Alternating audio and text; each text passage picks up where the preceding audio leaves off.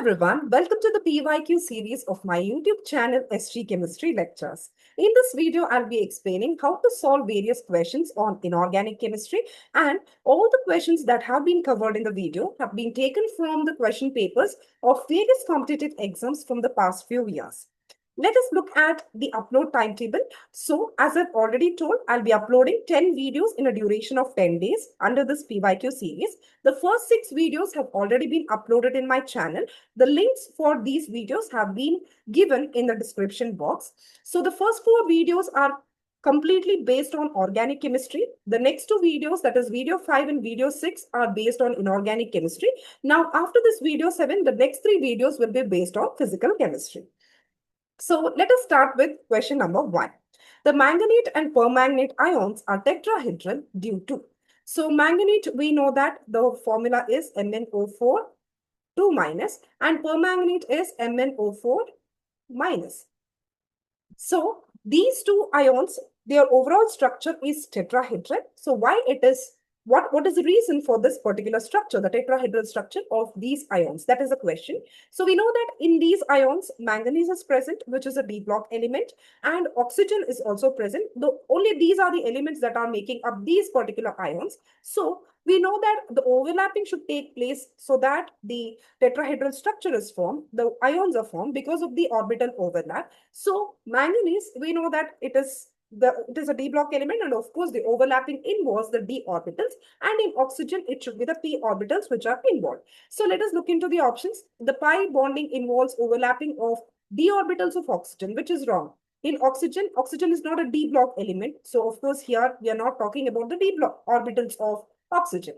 The pi bonding involves overlapping of P orbitals of oxygen and D orbitals of manganese, which is the correct answer. So option B is the right answer. Coming on to question number 2, in the presence of acidic medium, KMnO4 converts H2S into. So we know that in the acidic medium, KMnO4 is a strong oxidizing agent.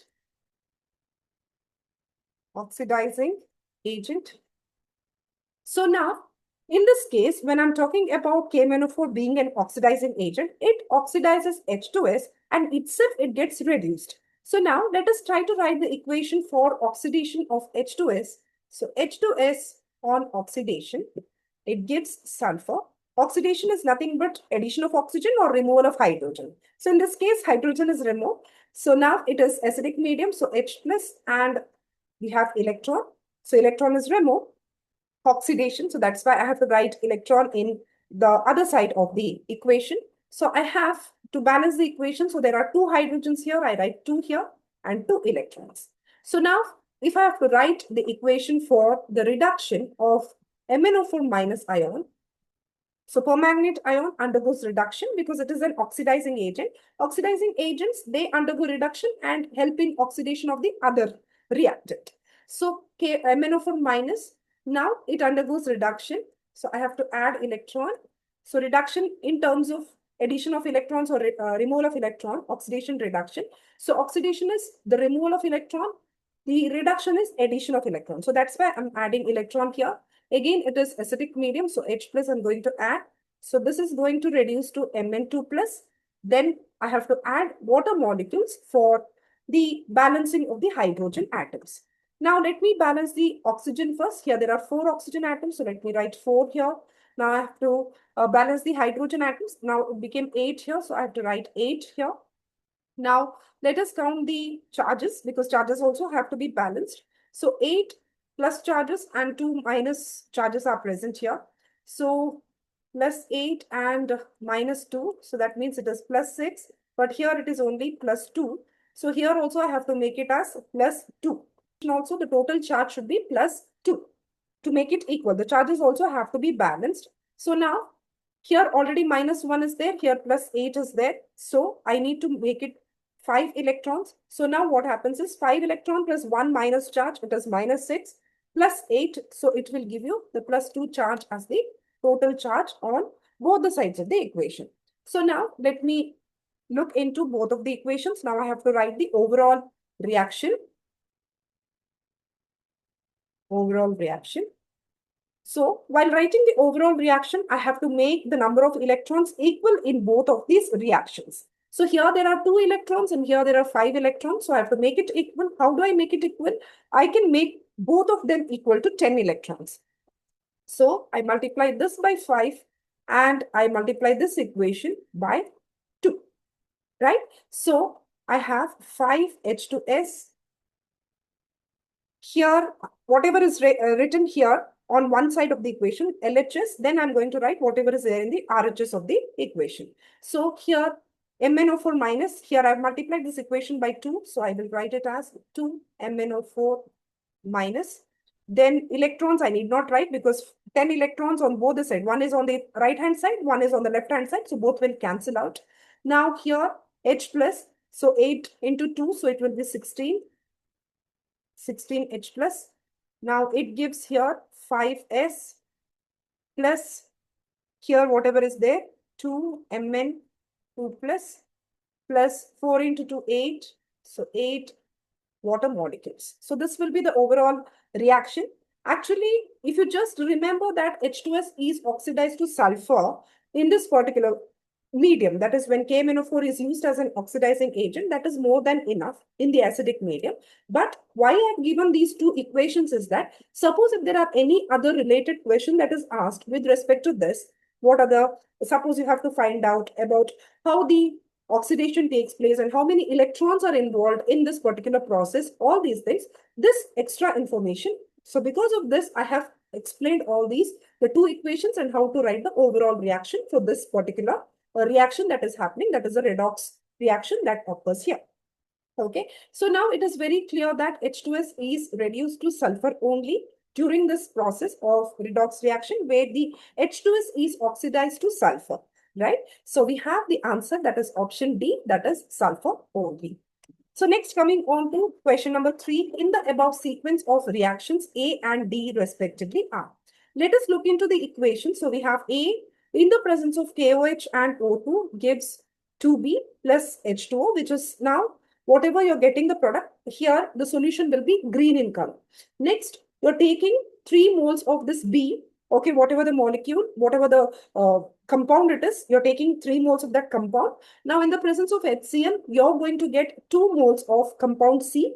Now, you look at whatever the clue about C is given. It is mentioned that it is purple. And we are talking about potassium, we are talking about manganese. So by now, you should be able to identify what is C. C is potassium permanganate, which is purple in color. So from these two equations, we can easily identify what is C, because we know that in the first equation, there is potassium hydroxide added. So there will be potassium that is there. And also there is manganese in the second equation. You can see MnO2 is formed. So of course, we are talking about potassium and manganese, the compound which contains these. So without any doubt, we know that now C is potassium permanganate.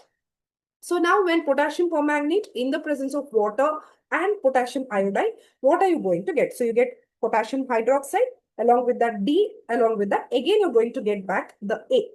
Okay. So now we know that, see here, the 2C is formed in the 2 moles of C is formed in the equation 2. Now, this potassium permanganate is obtained from B by adding HCl. So B is nothing but K2MnO4. So let us try to write now. So now this K2MnO4 is obtained from A. So what should be A? Now for A, you're going to add this KOH in the presence of oxygen to give this K2MnO4. So what should be A? A should be something which is not having potassium, because you're adding KOH to get this K2MnO4. So what is A? A is nothing but MnO2. So let us try to write the equation. So we have MnO2 in the presence of KOH and oxygen, you get 2 K2MnO4 plus 2 water molecules. So this is green in color. So this is nothing but B. Now this B, when it is made to react, so this 3 moles of this B in the presence of HCl, so you get 2 moles of KMnO4, potassium permanganate, which is purple in color. So you get MnO2 plus 2H2O. Now, this is C. Now, the C on reaction, with water and potassium iodide, get, so 2A, that is 2 MnO2, and along with that, you're going to get 2 KOH and potassium iodide. Okay, so this D is nothing but potassium iodide. So we have, this is nothing but A again. So this is also A. Now they're asking what is A and what is D. So we have A is MnO2 and D is potassium iodide. So we have option D, that is MnO2 and KiO3, which is nothing but potassium iodate.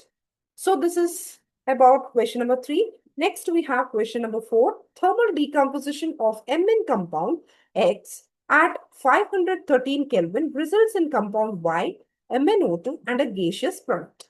So now, MnO2 reacts with NaCl and concentrated sulfuric acid to give a pungent gas Z. So by looking at this particular clue itself, that is pungent gas. So we know that they are talking about chlorine. So let us look into the options. So we have chlorine, chlorine and chlorine. So just remove off this particular option. So now X, Y and Z respectively are. So that is what is asked. So thermal decomposition of a compound of manganese results in compound Y, MnO2 and the gaseous product. So we know that in this case, KMnO4 on decomposition at high temperature, it is going to give K2MnO4. Along with that, you're going to get MnO2. And along with that, you're also going to get oxygen. So please remember this particular equation, very important. So now, KMnO4 is nothing but X. Then we have, on decomposition, it gives the compound Y. So this is Y. Along with that, you get MnO2 and a gaseous product. Now they're asking what is X? X should be KMnO4. Y is K2MnO4. Yes. And Z is chlorine. So we have option D as the right answer. Next, coming on to question number 5. The electronic configurations of EU, atomic number 63, that is europium. Then we have gadolinium, okay, that is atomic number 64, and terbium, that is atomic number 65. So how you are going to write the electronic configuration of these elements? So let us look into this particular options, whichever have been given. So please remember the electronic configuration of gadolinium. So it has 4f7 configuration because it is stable, and this 4f7 configuration confers extra stability because of the half-filled their f orbitals. And so please remember this particular electronic configuration of the gadolinium with the atomic number 664. Now let us look into the options. So now here xenon 4f7 5d1 6s2. So this is 5. Here we have xenon 4f7 5d1 6s2. So with respect to gadolinium, that is the first thing we are going to see. Here 4f8 is given. So just remove this option. Here again it is repeated 4f7 5d1 and 6s2. Yes. Now let us look into europium, which is having atomic number 1 less than that of gadolinium. So here also it tries to attain the half-filled configuration in the 4f orbitals so as to gain the extra stability. Now you can see the options here 4f6 5d1 6s2, here 4f7 and 6s2. So this should be the right answer, right? Because see, when there is an option for the particular atom, so as to get the half-filled or the fully filled orbitals, especially in the f or the d orbitals, then that atom will prefer having the electrons in this particular fashion, where there is extra stability due to the half-filled or fully filled orbitals. So in this case, since there is a possibility of having extra stability by half-filled f orbitals, 4f orbitals, it goes for this particular 4f7 configuration. So here we have 4f7, again here we have 4f6, so you can remove these options. So finally, here you can see that in case of terbium, it will be 4f9 and 6s2. Yes, so we have option B as the right answer. Next, question number 6. The type of isomerism shown by the complex COCl2En2 is. So let me try to write the structure. So cobalt, there are two chloro ligands as well as two En ligands. Now I can write it as, let me write the two En ligands in this way. So two chloro ligands will be written in this way.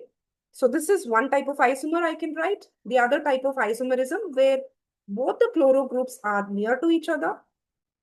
Of course, it should be octahedral in its geometry because there are En is a bidentate ligand. So there are two coordinating atoms. So there are two En ligands. So totally four coordinating atoms with the central metal. And again, there are two chloro atoms. So totally six coordinating atoms that are forming coordinate bonds with the central metal. So obviously, it should be an octahedral structure. So we have these two isomers that are possible. So these are nothing but geometrical isomers. So we know that in this case, it is trans isomer. And in this case, it is a cis isomer. So it can exhibit geometrical isomerism. Next, coming on to question number 7. What is the correct electronic configuration of the central atom in K4FeCN6 based on crystal field theory? So first, let us try to write the oxidation state of the central metal ion in this particular complex. So K4, so outside it is +4. Next, Fe is, let me take it as X. Cyano ligand, it is -1. There are 6. So -1 into 6. Total charge is 0. So we have +4 plus X minus 6 is equal to 0. Or X minus 2 is equal to 0, which means X is equal to +2. So ion is in the +2 state.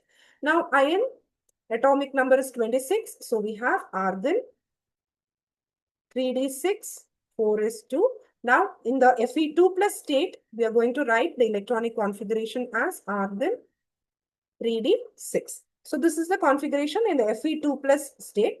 Now in terms of the crystal field theory, we have to write the splitting of the d orbitals. Now this is an octahedral complex. So splitting will be in such a way that 3 orbitals will be generated and 2 orbitals will be having the higher energy will be again degenerate to each other.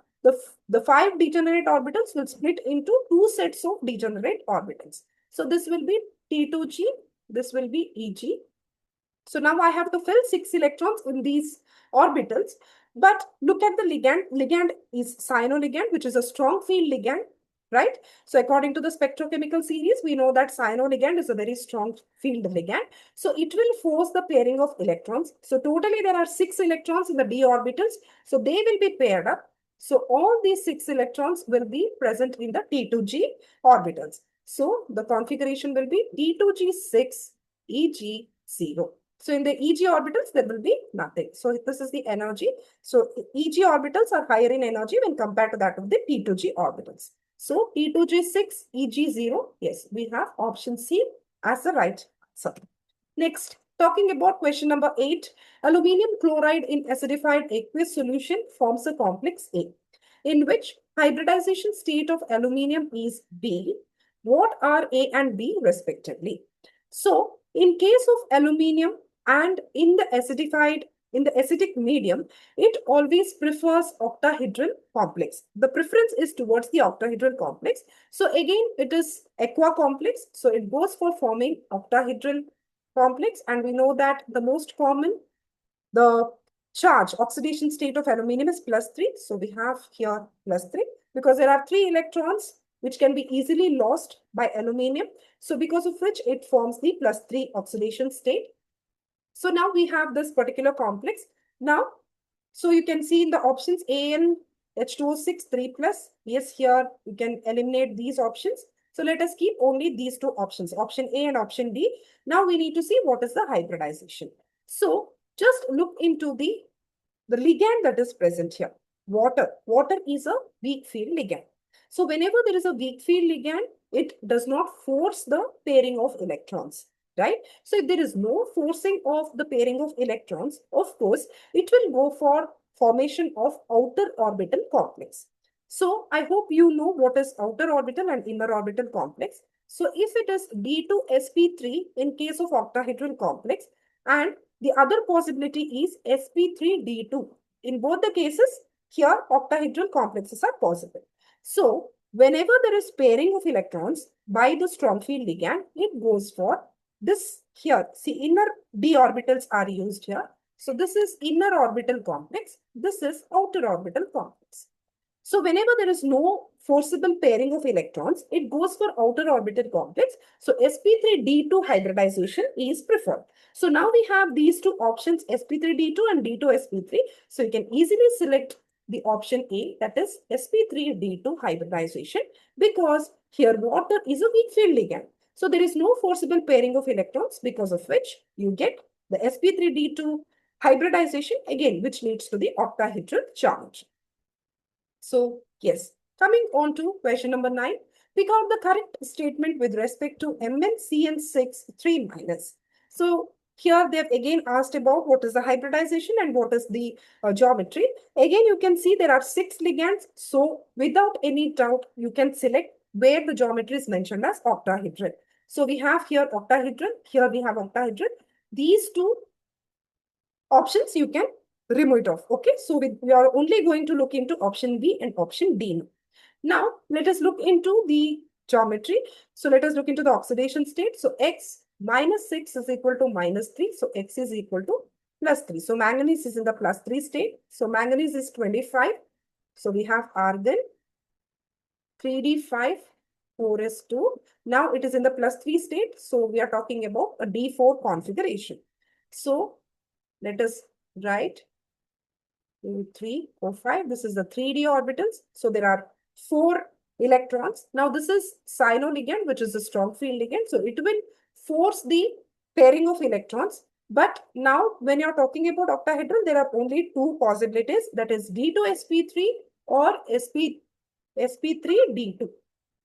Now since there is pairing of electrons, so only these orbitals can be used for forming the for the hybridization, and which results in the formation of the octahedral complex. So here the 4 electrons will be occupying these orbitals. Okay, even if they are paired up, if they're only occupying only 2 orbitals, but the 3 orbitals from this D 3D, it cannot be used for the hybridization to form the octahedral complex. So now there are 6 ligands. So we have after 3D, we have 4s, then we have 4p.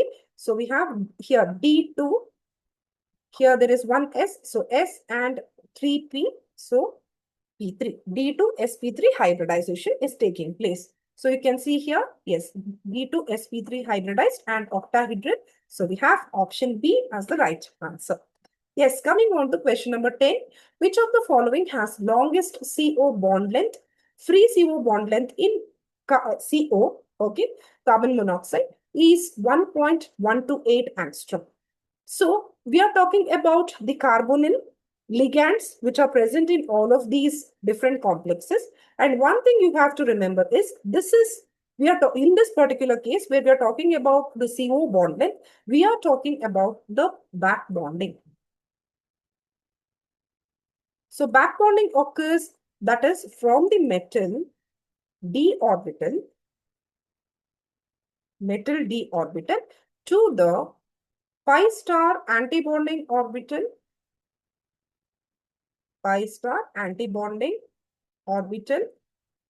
of the carbonyl ligand. So CO ligand, that is what we are going to understand about back bonding. So more is the back bonding, the length of the CO bond is more. And in this case, when you're talking about where the electron density is more, there will be more back bonding from the metal towards the pi star antibonding orbital of the carbonyl, this ligand, okay, carbonyl ligand.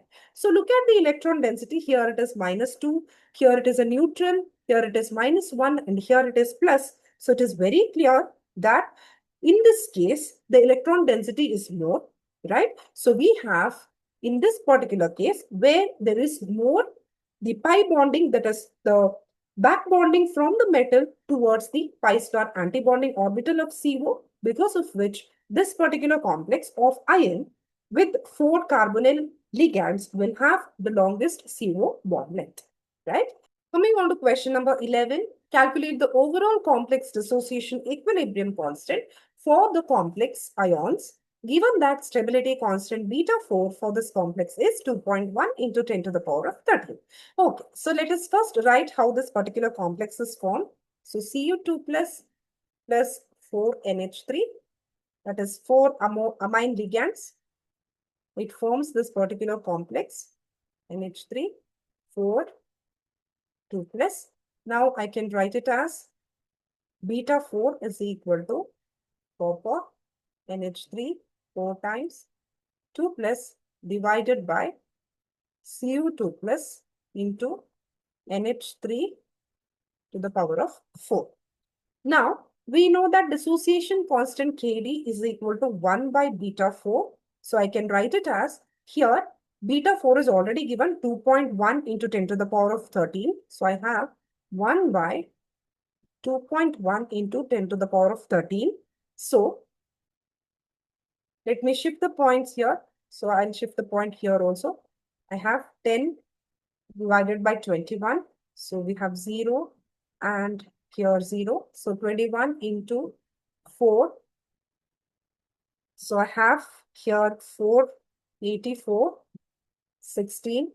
So we have again, so just look at this particular thing. 0.4 is there. No need to go further. So 0.4. This, if I take it above, I have 10 to the power of minus 13.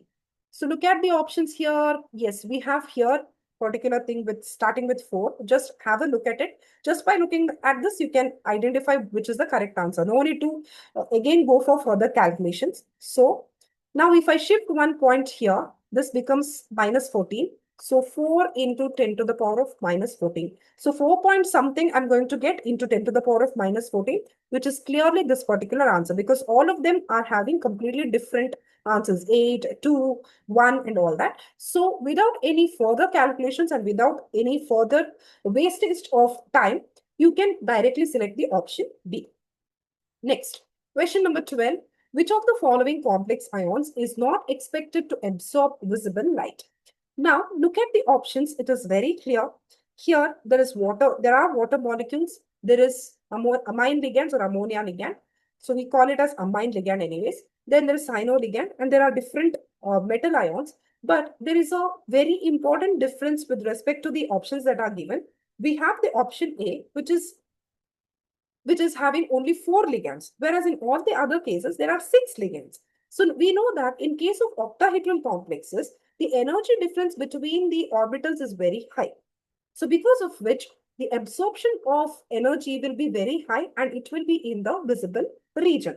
Whereas in the option A, it is very clear that there are only 4 ligands. The effect that is caused by these 4 ligands is very less on the central metal ion with respect to the octahedral complex, in which there are 6 ligands that are approaching the central metal ion. So here in option A, we know that since there are only 4 ligands, the amount of light that is absorbed will be lesser. So because of which the complex ion does not absorb in the visible light. Coming on to question number 13, the compound used in the treatment of lead poisoning is. So again, it is very simple. By looking at the options itself, you can identify that it is EDTA. So EDTA forms a complex with Pb2 plus ion, because of which it can be used in the treatment of lead poisoning. Next, question number 14, match the oxide given in column 1 with its property given in column 2. So we have sodium oxide. So sodium is a metal, the oxide of metal. We know that metal oxides are basic in nature. So we have, for 1, we have B. Yes, we have B here and 1 for B. The other 2 options you can strike off. Next, aluminum oxide. I told you there are certain oxides which you need to remember they are amphoteric in nature. So aluminum oxide is one such oxide. So we have 2 for D. So we have 2A here. So you can strike this off. So this 2 for D is the proper matching. So 2D. Okay, next talking about N2O. This is an important example of a neutral oxide. So N2O is neutral. So we have 3A and Cl2O7. Cl2 is a non-metal. The chlorine is a non-metal. Cl is a non-metal. So chlorine oxide, the metallic oxides are basic. Non-metallic oxides are acidic. So Cl2O7 is acidic. So we have for 4, we have C. So option D is the right answer. Next, coming on to question number 15. The electronegativity of the following elements increases in the order. So we have different elements here, carbon, nitrogen, silicon, and phosphorus. Just by looking at these 4 elements, it is very clear that nitrogen is the most electronegative among these 4. So look at the options. So we have only one option in which The nitrogen is present in the extreme here, right? In the extreme right. So they've given it increases in the order. So that means whichever is in the final element which is given in that particular list, that is the one which is having the highest electronegativity. We have nitrogen present here, which is absolutely right. Compared to nitrogen, we have carbon, which is less electronegative when compared to nitrogen. Phosphorus is still less electronegative. Silicon is the least. So we have option C as the right answer. Just by looking at nitrogen, you can easily select which is the right option. Next, question number 16.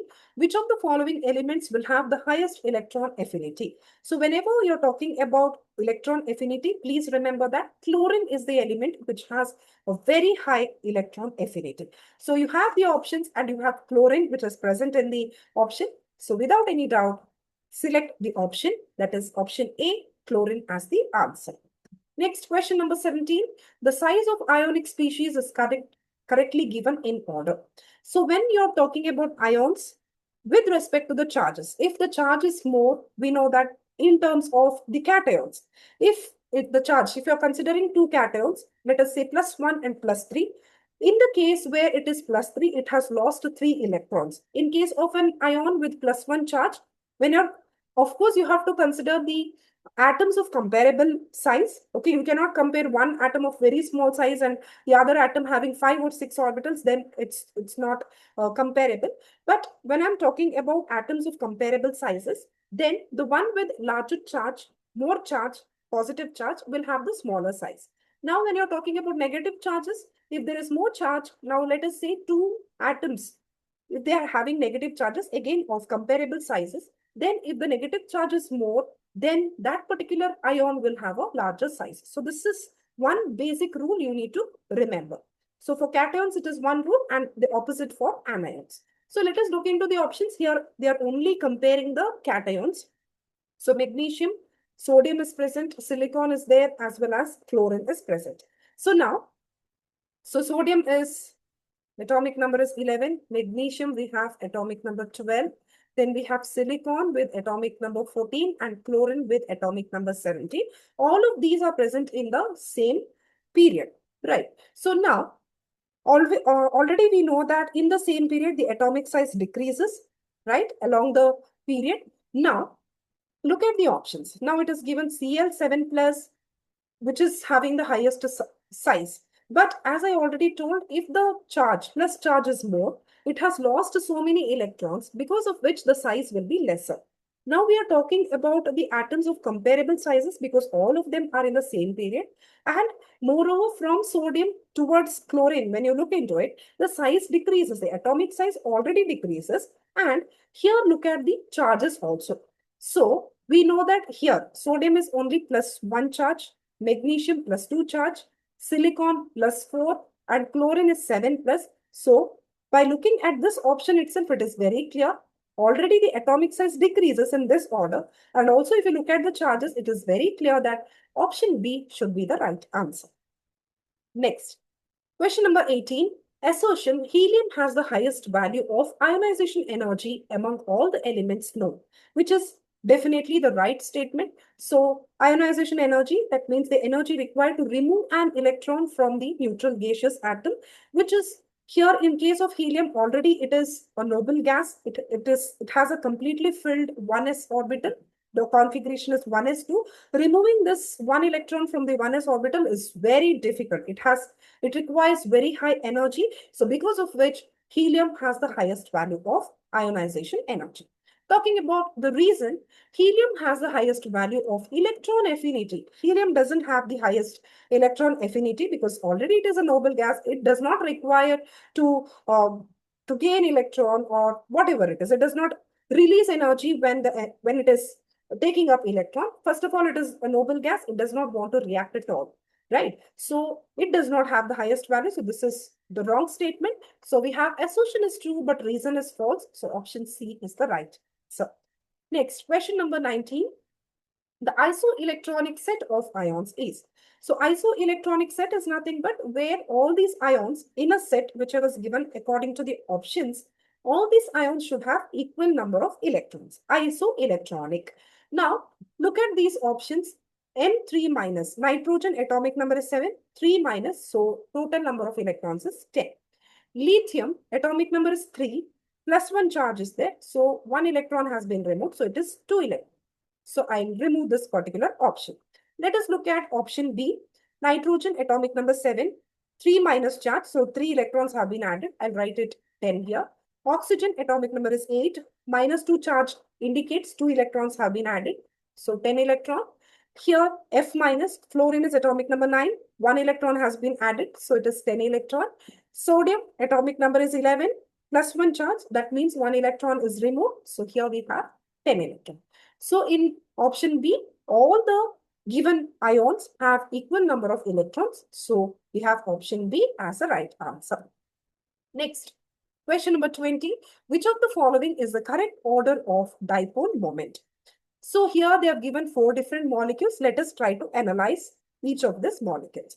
So without any doubt, we have water, which has the very high dipole moment. So oxygen, it has a bent shape and it has 2 lone pairs of electrons. So it has a very high dipole moment, which is all in the same direction. And there are 2 lone pairs of electrons. So yes, it is highly polar and it has the highest dipole moment. So I'll easily remove this particular option. And here it is given BF3 is the one with highest dipole moment. So easily you can ignore that particular option. Let us look into NF3 and NH3. So NF3, this is the structure with 1 lone pair. And then we have NH3. This is the structure with 1 lone pair of electrons. Now, we know that these 3 bonds, in this case, the dipole moment is in this direction. Correct? Because fluorine is more electronegative when compared to nitrogen. But in this case, the dipole moment will be in this direction because we are talking about the lone pair.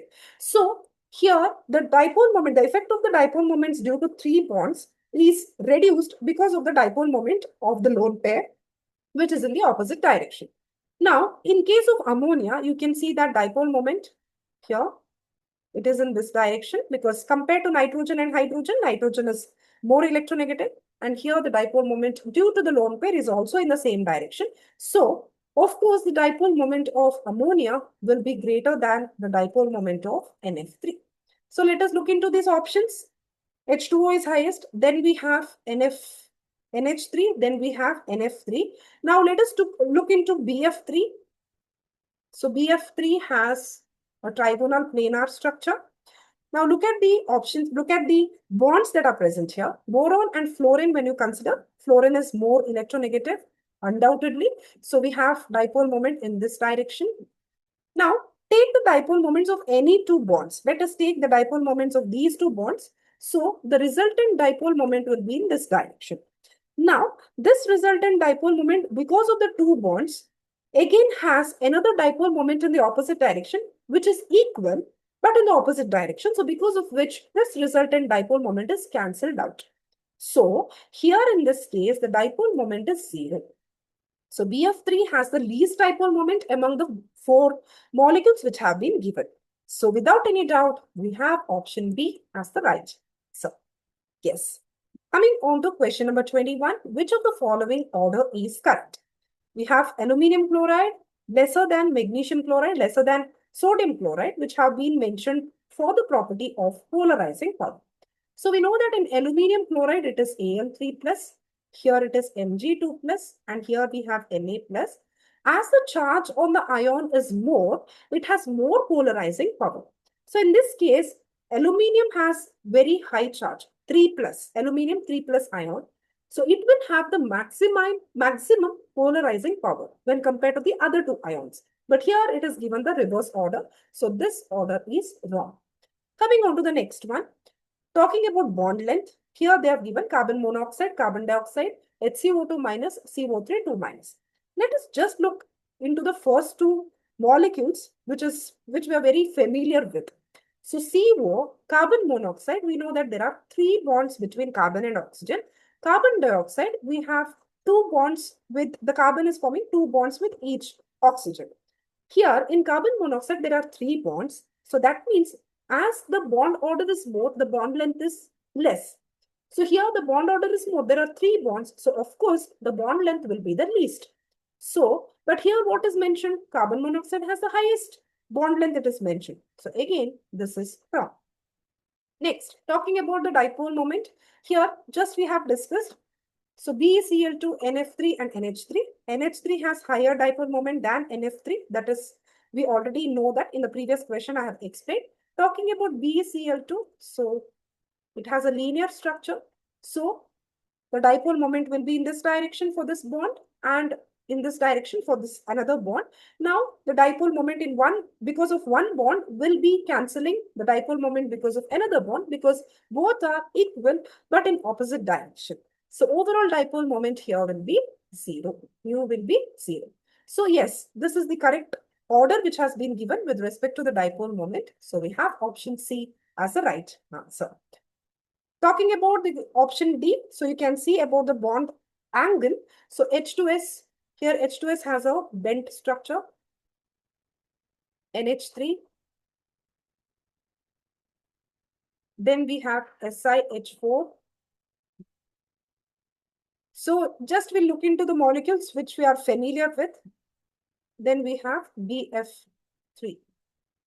So look at the ones which we are familiar with. This SiH4, undoubtedly it is a tetrahedral structure. It has a tetrahedral structure.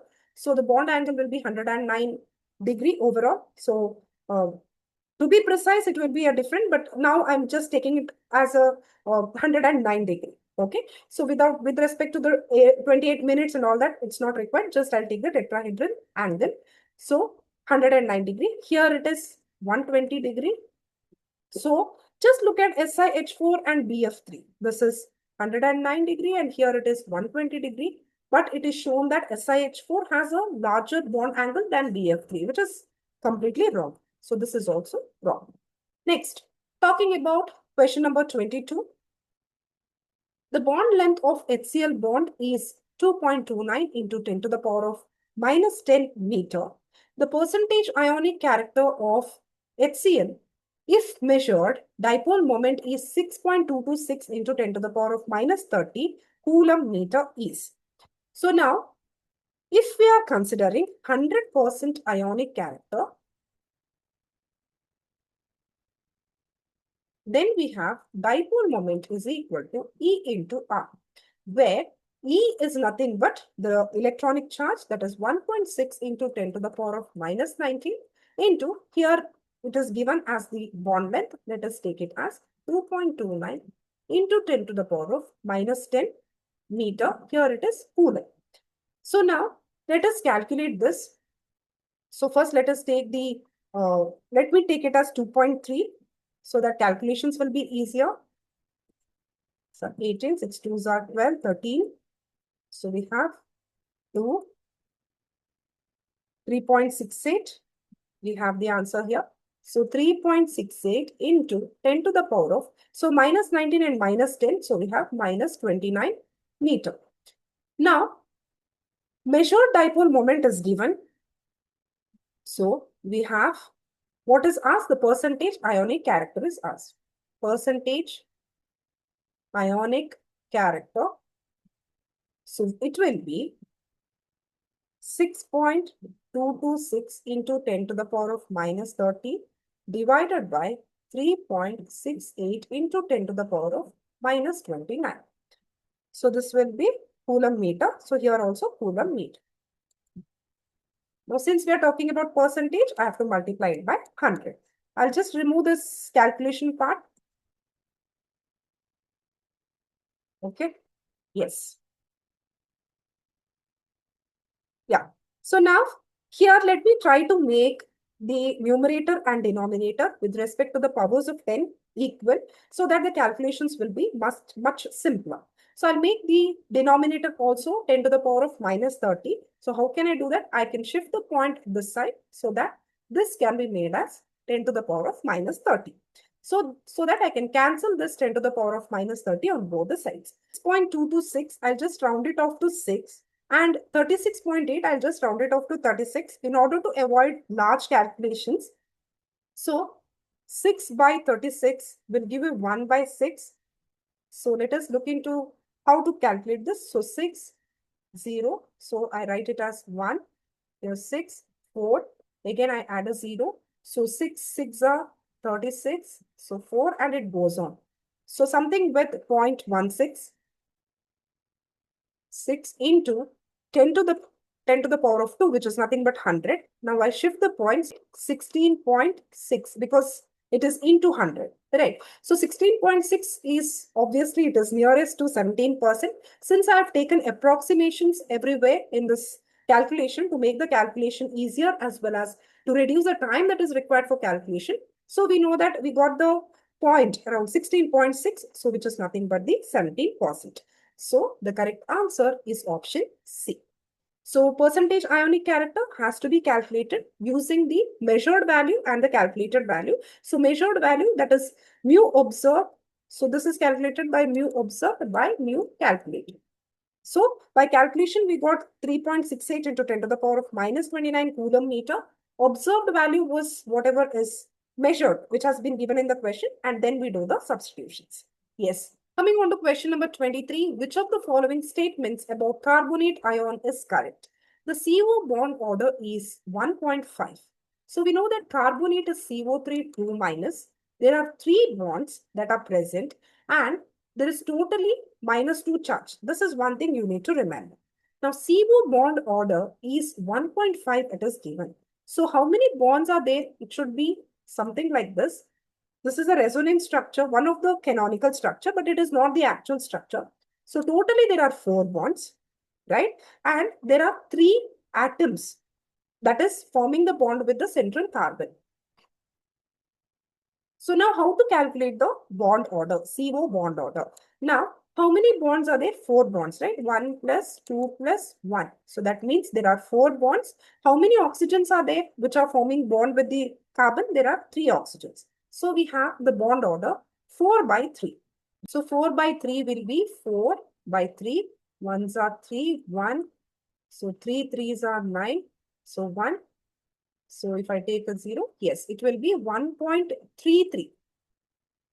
But here it is given as the bond order is 1.5, which is wrong. The actual bond order should be 1.33. So this is a wrong statement. Now they're asking which statement is correct. Next, the formal charge on each oxygen atom is minus 0.67.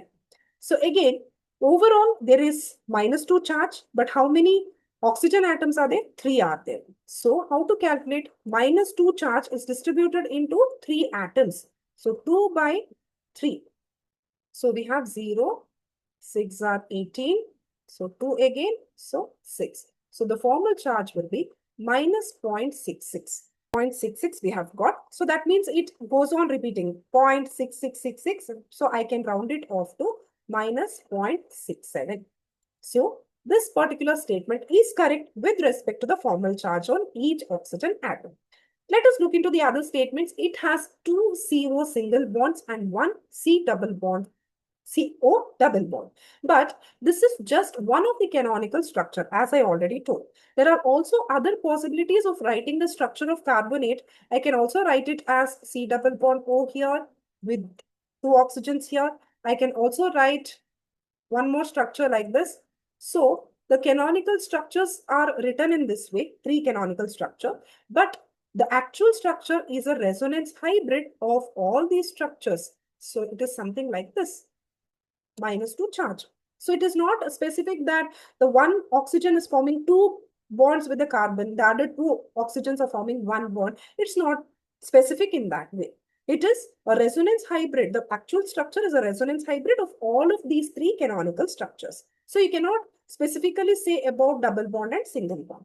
Next, option D. So this is also wrong. Option D, the hybridization of central atom is sp3. Again, this is wrong because hybridization is sp2 in case of carbonate ion. So we have the right answer, that is option B. Next, question number 24.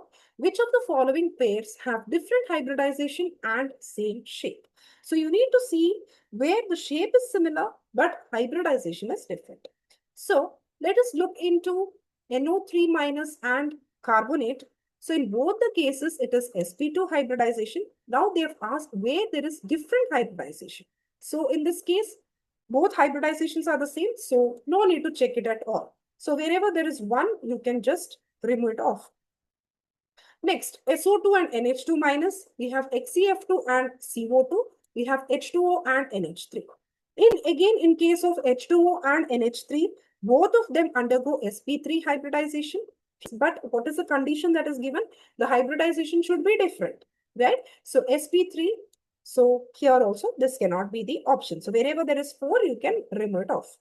So now the remaining option is only option C. Just let us look into whether they have the different hybridization but the same shape.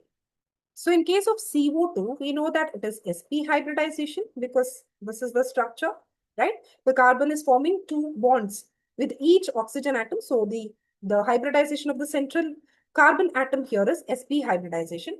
Talking about HCF2, now what is the structure of carbon dioxide? We know that it is linear, right? Now talking about HCF2, xenon, it has 8 electrons in the valence shell because it is a noble gas. Now it is forming only 2 bonds with the fluorine atoms. Now there are 3 lone pairs but 2 bond pairs. So 1, 2, 3, 4, 5. 5 electron pairs are there around xenon. So that means it should be a trigonal bipyramidal. Now the 3 lone pairs, they occupy in the equatorial positions like this, and the 2 fluorine atoms occupy the axial positions. So again, this structure is linear. So linear structure, but it is sp3 dehybridization because it is a trigonal bipyramidal structure, but there are 3 lone pairs that are present. But the hybridization that is involved is sp3 dehybridization. So different hybridization, but same shape. So we have linear and linear in both the cases. The geometry is the same, but hybridization is different. So in 3, yes, of course, we have it is obeying this particular condition. Let us look into SO2 and NH2 minus. SO2, it has a V shape or a bent shape. NH2 minus also has a bent shape like this. So structure is similar. What about the hybridization? In case of SO2, it is sp2 hybridization, whereas in case of NH2 minus, it is sp3 hybridization. So we have different hybridization, but similar shape in case of even the 2. So we have 2 and 3, that is option C as the right answer. Next, question number 25, the dipole moments of CCl4. So we have CCl4, which is a tetrahedral structure. So whenever there is a perfect tetrahedral arrangement, a symmetrical arrangement with respect to this particular, we know that tetrahedral arrangement, overall, the dipole moment will be 0 because the resultant dipole moment due to all these 3 bonds, which is here, will be equal and opposite to the dipole moment due to this particular bond. So overall dipole moment here will be 0. Next to CHCl3. So if I consider this, here there will be Cl and Cl. Now there will be some positive value of the dipole moment because it's a non-zero. Here it's not 0. So in this case, there is some dipole moment. Talking about CH4, again, the dipole moment is 0 because it is a tetrahedral structure. So overall dipole moment will be 0. So in CCl4 and CH4, the dipole moment is 0, whereas in CHCl3, it is non-zero. So keeping this in mind, let us look into the options. So CH4 equal to CCl4, which is lesser than CHCl3. Yes. So we have option A as the right answer. Next, coming on to question number 26.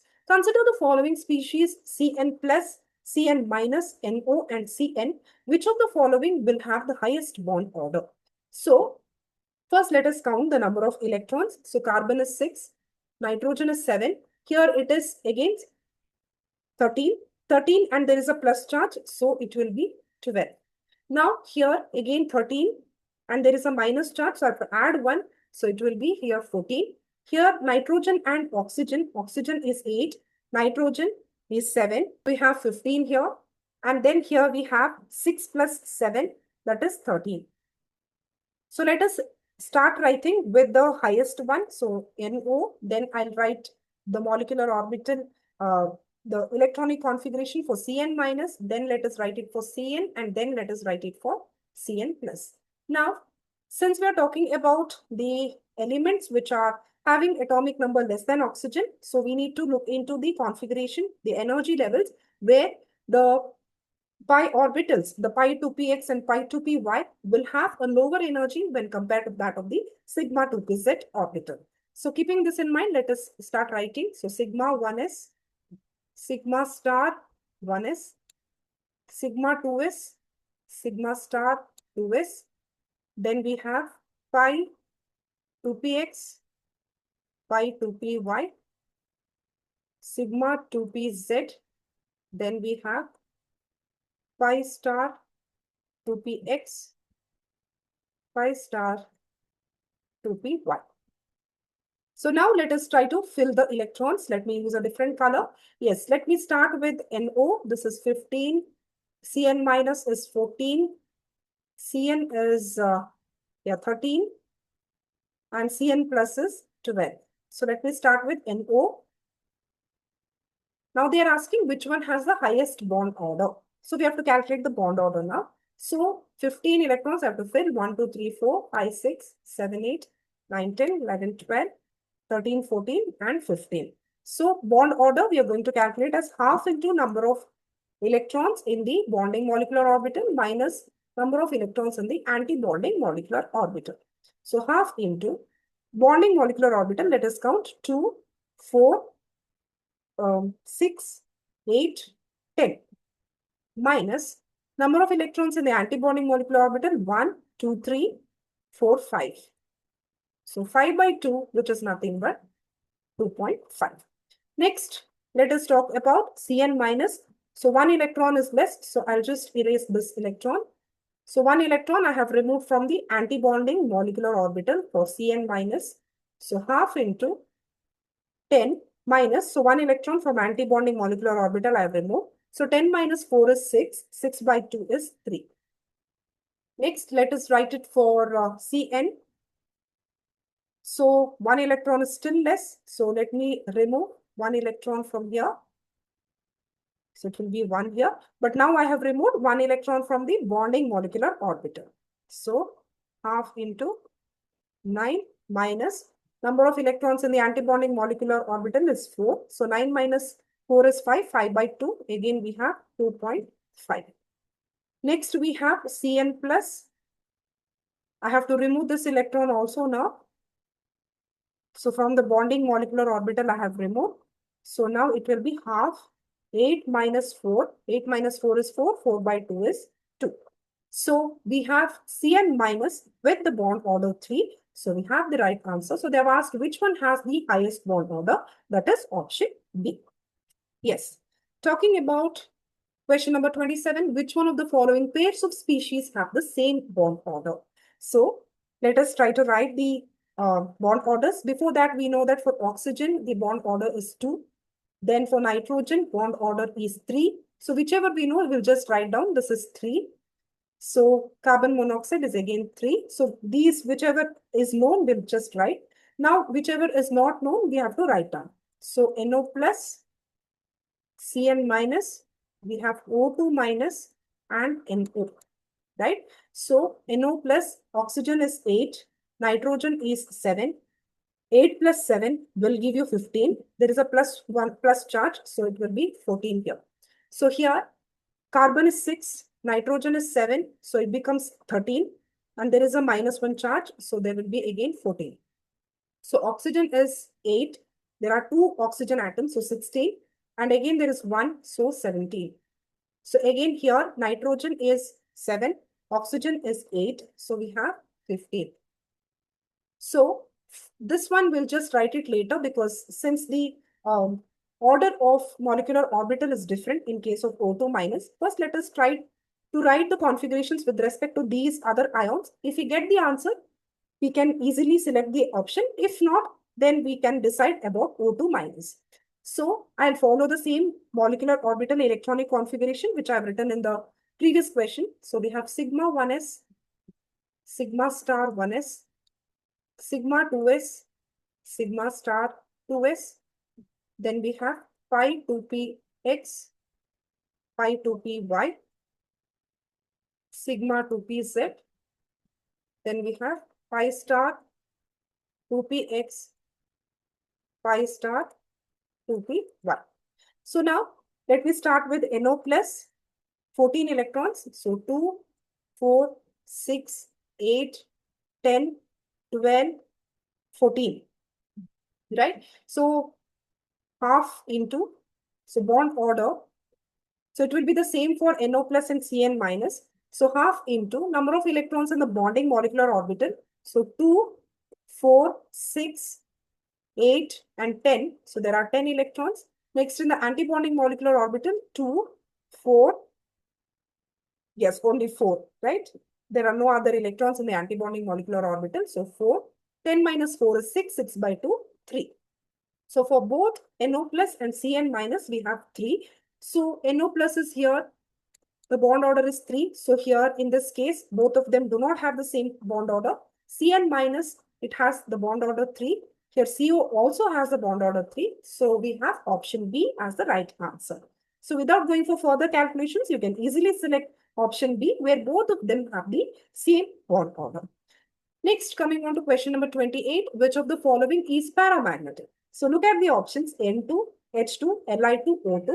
Please be very specific and please remember this, that O2 is paramagnetic and which is a very important advantage of molecular orbital theory, okay, because with respect to valence bond theory, this couldn't be explained.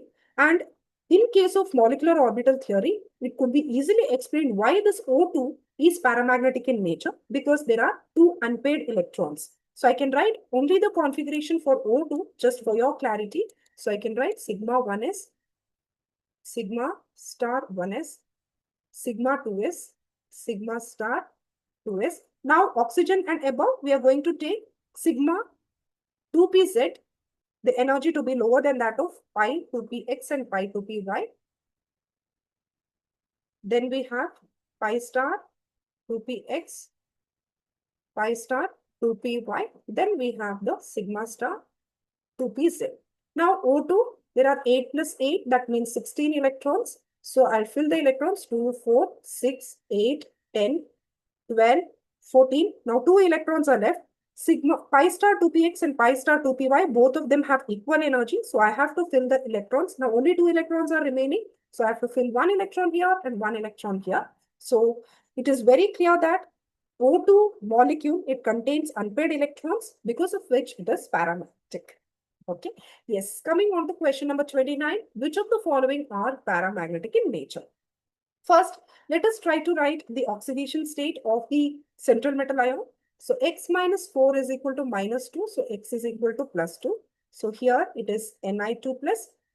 Here it is a neutral complex. So nickel. Next here, again x minus 4 is equal to minus 2. So again x is in the plus 2 state. So nickel is in plus 2 state. Here again nickel is in the plus 2 state because water is a neutral ligand. So here also we are talking about nickel in the neutral state.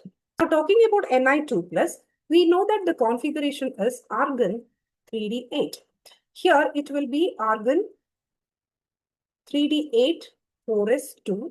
Here again argon 3d8 and here also argon 3d8 and here argon 3d8 4s2. So now they're asking where the paramagnetic properties, which of these are paramagnetic in nature. Now, look at the options. In the first case, there is Cl, which is a weak field ligand. So weak field ligand cannot form the forcible pairing of electrons. So these 8 electrons in the d orbitals, what will happen? They will not be paired. So 5 electrons like this and 3 of them will pair, but there are 2 unpaired electrons. So because of which A will be paramagnetic. So look at this. In all of these, there are A. So you can easily remove off this option C. So now, next, talking about NiCO4, carbonyl ligand is a strong field ligand. So it will result in the forcible pairing of ligands. So although there are 10 electrons that are present, all of these 10 electrons can pair up. So 5 pairs will be formed. So because of which there are no unpaired electrons, so it cannot be paramagnetic. So wherever there is B, you can remove it off. So here there is only A and C, A and D, and A, D, and E. Okay. So next in case of CN4, again CN is a strong field ligand. There are 8 electrons that are present. Now 8 electrons will be forced to form 4 pairs. So there are no unpaired electrons. So because of which this also cannot be paramagnetic. So wherever there is C, you can remove it off. So C here. So you can easily remove option B also. Next, talking about D, option D. So H2O is a weak field ligand. It cannot form forcible pairing of electrons. So it will be similar to that of NiCl4, that is 2 minus, where the 8 electrons, whichever are there, they will occupy the 3D orbitals, but only 3 will be paired up, whereas the other 2 will remain as such. So because of which this particular complex will be paramagnetic in nature. So there will be D as well as in both of them, they will be D. Now talking about the NiPPH3 4 times. So this is again a strong field ligand which will cause the pairing of electrons. So because of which there will be no paramagnetism that is exhibited by this particular complex. So because of the forcible pairing of the electrons. So we have A and D only, that is option D as the right answer. Next, coming on to question number 30, match list 1 with list 2. We have to talk about the catalysts that are used in this various processes. Or so in certain cases, they have directly asked which catalyst is given and what is the formula of the catalyst. Now, Haber process, it is very well-known process. So we know that it is used for the preparation of ammonia. So the catalyst that is used is iron in this case. So Haber process iron. So A for 1, and here we have. So option C, you can remove it. Wacker oxidation, Wilkinson's catalyst and Ziegler catalyst is given. Now, we have the Ziegler catalyst, very important. You need to remember this. So when you look at 2 or 3 of this, you can easily get the answer. So Ziegler catalyst or Ziegler-Natta catalyst, what we are talking about, it is a mixture of TiCl4 and aluminium, trimethyl aluminium. So this is a mixture. So we have for D, we have 4. So we have D4. So you can easily remove these 2 options, but let us look into the other as well. Wilkinson's catalyst is also very important. It is a complex of rhodium. So we have RHCl, PPH3 thrice. So for C, we have 3. And Wacker oxidation, we have PDCl2. So option D is the right answer. Next, question number 31. Given below are 2 statements. Ferromagnetism is considered as an extreme form of paramagnetism, which is correct. The number of unpaired electrons in Cr2 plus ion is the same as that of Nd3 plus ion, that is Z is equal to 60. In case of Nd3 plus, we have xenon and 4f3. That means the number of unpaired electrons are 3. In case of chromium, atomic number 24, so Cr2 plus, we have argon 3d4. So the number of unpaired electrons are 4 here. So this statement is wrong. So statement 1 is true, statement 2 is false. So option D is the right answer. Next, coming on to question number 32, match list 1 with list 2. This is with respect to practical chemistry. So you need to match these ions with the respective groups, which are coming under the inorganic salt analysis. So magnesium, it is very clear. It is in group 6. Group 6. So B for group 6, that is B for 4. We have here only one option. So already we have the answer. Yes. So lead is in group 1. So we have C for 1. Yes. Next we have aluminium. You have to remember easy and most frequently repeatedly asked question with respect to Al3+, which is in the group 3. So for D we have 2. And yes, for cobalt we have group 4. So here we have 4. So for A, we have 3. Yes, so option C is the right answer. Next, question number 33. Which of the following statements are true? Unlike gallium, that has a very high melting point, cesium has a very low melting point. Yes, which is the correct statement.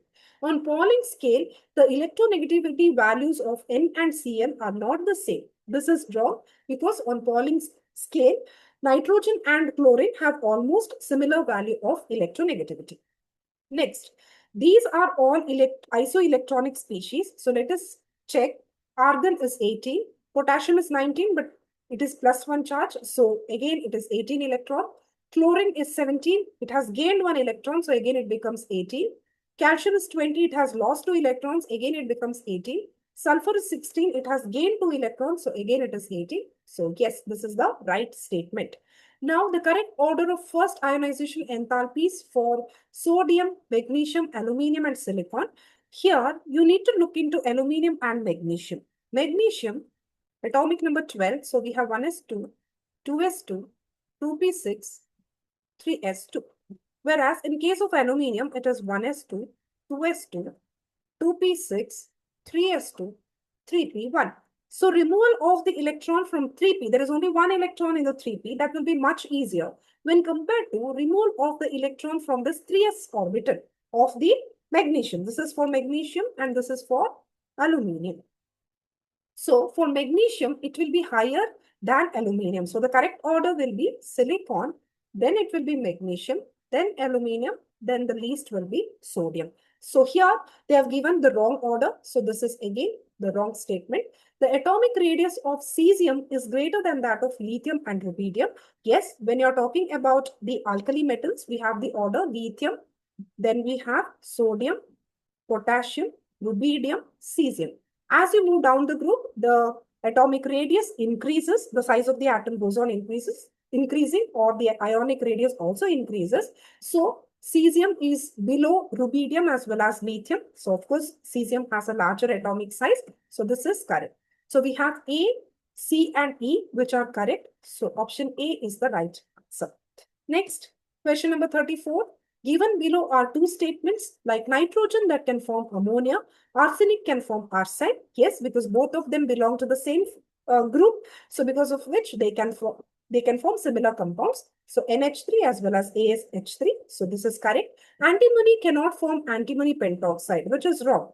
So it can form antimony pentoxide. Sb2O5 is reported, and this is a particular compound that is already existing. So this is wrong. So we have statement 1 is correct and statement 2 is wrong. Yes. Yeah, that is option D. Statement 1 is correct and statement 2 is incorrect. So option D is the right answer. Next, last question of today's video. Match list 1 with list 2. So you have to match the compounds that are given with respect to the hybridization that are there and the geometry which have been given.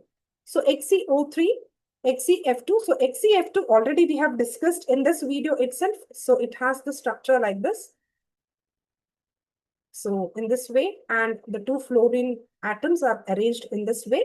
So linear structure, and since there are 5 electron pairs around the central atom, so the hybridization should be sp3d. So sp3d and linear. So for B we have 1. Yes, so you can remove off option A and option D. Now HCF6, let us check. So xenon has 8 electrons around it, 6 bonds if it is forming. So 1, 2, 3, 4, 5, 6, and there is one lone pair that is present. So keep this in mind. Now here XeO3, so this is for XeF6. Now XeO3, so again xenon has 8 electrons. Oxygen forms 2 bonds, so 2 and 2. Now there is one lone pair, and this double bonds are regarded as a single bond whenever we are talking about the VSEPR theory. So please remember that. So there are 4 electron pairs around the xenon. In this case, here there are 1, 2, 3, 4, 5, 6, and 7 electron pairs around xenon. Now let us talk about XeOF4. So again, xenon has 8 electrons around it. So 4 bonds are formed with fluorine and 2 bonds are formed with oxygen. Now, as I already told, multiple bonds are considered as single electron pair in VSEPR theory.